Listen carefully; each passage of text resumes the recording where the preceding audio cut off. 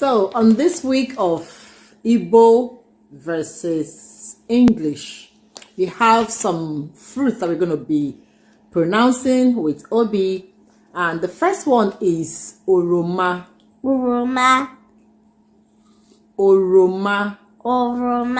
That's orange. Yeah, that's ọrịọmọ.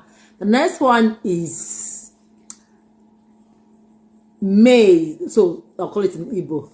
Ọka. Ọka means corn or maize. Corn or maize. Yeah, that's ọka. And the third one is ube oyibo. Ube oyibo.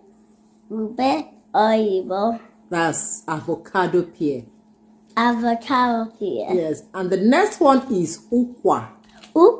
You got that right. Ukwa means breadfruit. Breadfruit. Yes, and the last one is udara. And that is African star apple. And this is udara. Yes, we're gonna have a taste of udara. Oops! Yeah, that's how we do it in our village.